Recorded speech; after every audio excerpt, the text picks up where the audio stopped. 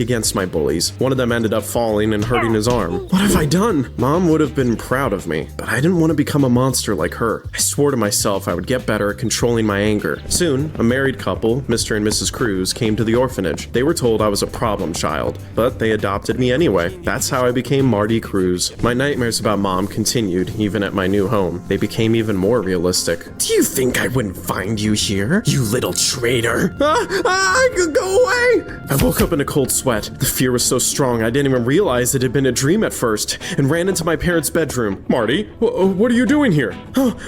Sorry, I had a bad dream. It's okay. You just need some time to get used to your new home. We'll stay here until you fall asleep. That's when I realized my adoptive parents were the best people in the whole world. They surrounded me with so much love that I was finally able to relax and fall asleep. That night, for the first time in a long while, I didn't have any nightmares. After a while, Mr. and Mrs. Cruz noticed that I liked photography and gave me a professional camera. It's great that you have a hobby, son. Did you call me son? He did. You're the best thing that's ever happened to us, Marty. And you were the best thing that has ever happened to me. I finally had the family I'd always dreamed of. But my parents didn't know that the boy they adopted was the son of a dangerous criminal. I was afraid that even though they were wonderful, they would abandon me if they found out I had the blood of a monster flowing through my veins. Several years went by. I still liked photography, tried not to think about the past, and was quite happy. I would have been even happier if Cassandra noticed me. I'm not good at talking about my feelings, but when she passed me by, the rest of the world disappeared. I had an elephant-sized crush on Cassandra, but kept quiet about it. After all, she was going out with a creepy moron called Frank. If you look at my girlfriend again, I'll make you eat dirt. Got that? Frank compensated for his lack of brains with his muscles. That was a recipe for disaster. I could have easily turned his face into scrambled eggs, but I promised myself I would control my anger. All I could do was endure in silence. I can't hear you. Have you swallowed your tongue out of fear? Boys, what's going on? Is that me? Wow, Marty, it's an awesome photo.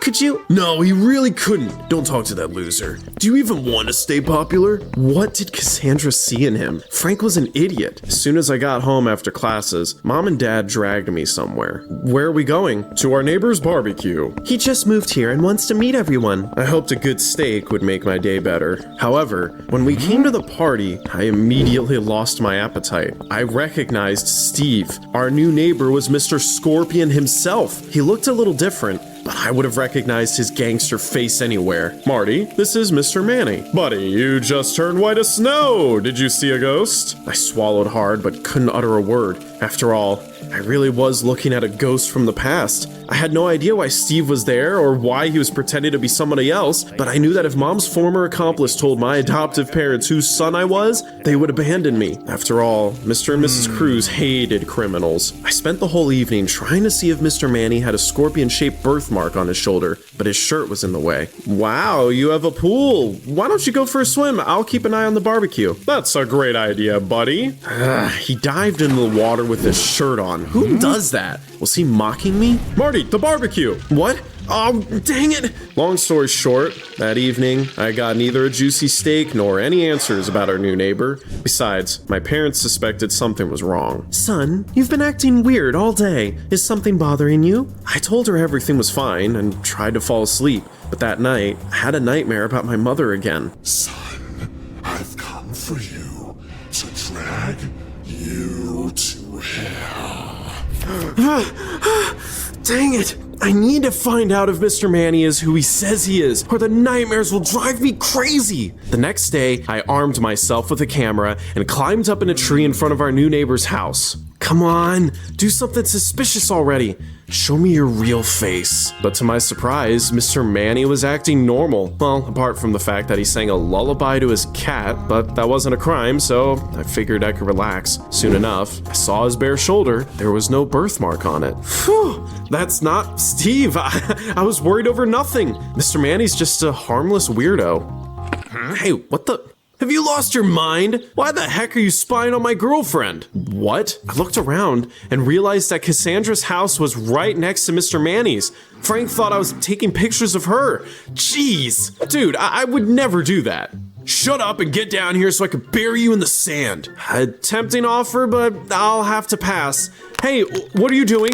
I jumped down and took off, hoping to avoid a fight, but Frank and his friends quickly caught up to me. Gotcha! Guys, what's all this noise? Baby, we're just messing around.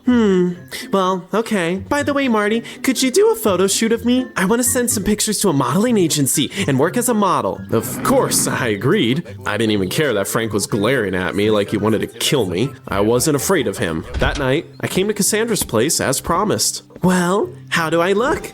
You're beautiful. Cassandra was my muse. I felt a surge of inspiration as I was taking photos of her. We had a really nice chat as well. I'll send you the pictures as soon as they're ready. Thank you for everything, Marty. You're a good friend.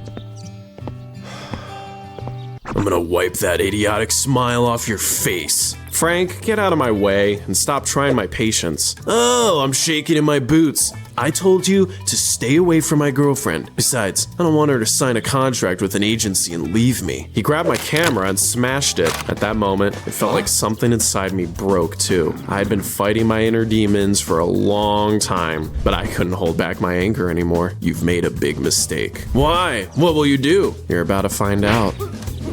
Marty, what came over you?